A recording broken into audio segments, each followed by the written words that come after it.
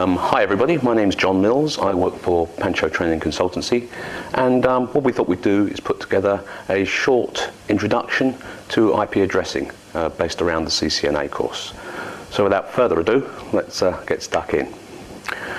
Okay, and an IP address is a 32-bit number, 32 bits long. It looks like this. As you can see, it's just a series of zeros and ones. And a computer or a PC or a router would have absolutely no problem at all reading that IP address. Our problem as human beings is that we don't work in binary.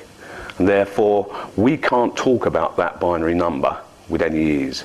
If you can imagine it, if I say, what's your IP address? And you said, oh, it's a 00001010000. It's very, very easy to forget a number like that. So the first thing we have to do in order to be able to talk about IP addresses is represent them in some format that we can understand. So what we're going to do is we're going to take that 32-bit number and we're going to cut it up into 4 8-bit chunks. So it looks a bit like that. So instead of just having one great long 32-bit number, we've now got 4 8-bit numbers.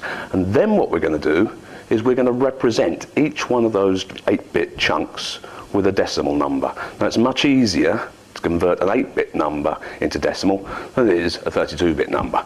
So let's see how we do that. Okay, there's the first 8-bit chunk.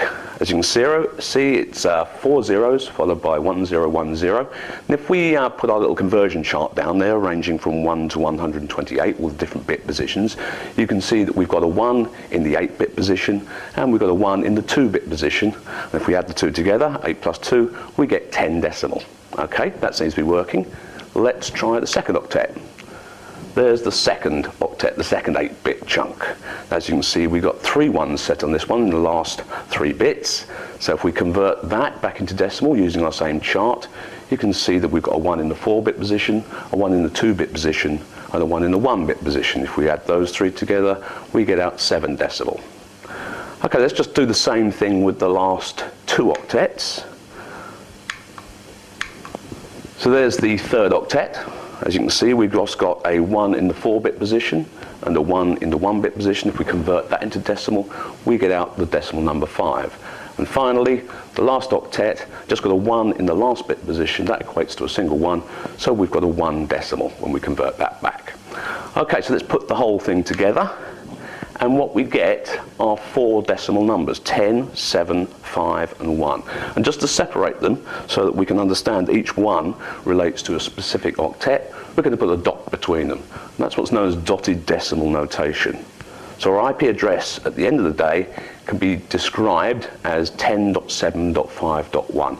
Now the important thing to understand here is that's just a decimal representation of a real IP address. A real IP address is 32 ones and noughts. It's just a decimal representation. You can't do any maths with it, but it allows us to talk about it a bit easier than it is in talking in binary. Okay, now all network layer protocols, all protocols used by computers at the network layer, are split into 2 parts. We have a network portion of the address that describes the piece of wire, and we have a host portion of the address, or node portion of the address, and that describes the host or device on that piece of wire. So let's have a look at one here. We've got Novell IPX, that's Novell's network layer protocol. That's 32 bits of network addressing and 48 bits of host addressing.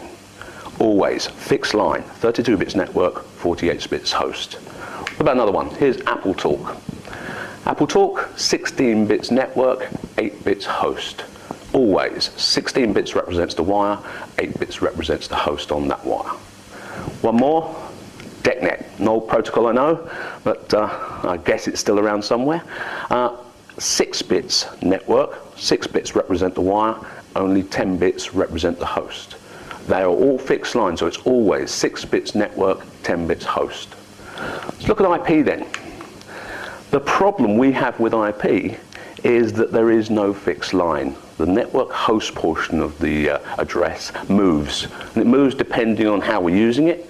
So we can have lots and lots of networks with only a few hosts, or we can have lots and lots of hosts with only a few networks. So we could split it like that, and the original implementation of IP was split just like that. The first 8 bits were network, and the last 24 bits a host. That gives us somewhere in the region of potentially 256 networks. Each one of those bits of wire can support up to 16.7 million hosts.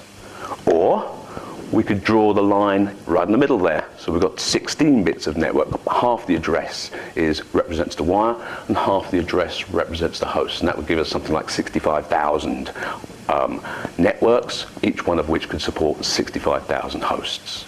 Or we could take the network portion right down to the right-hand side here, and you can see that we could have 24 bits of networking with only 8 bits of host, and that will give us something like 16.7 million networks, each one of which only supports 8 hosts.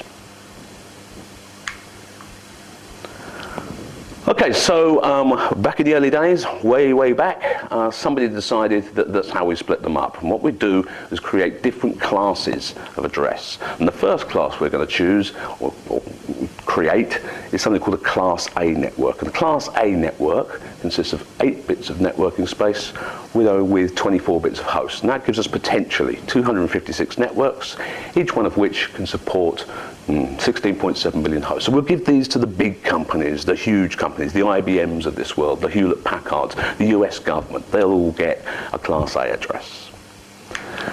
For medium-sized companies, we'll give them what we'll call a Class B address.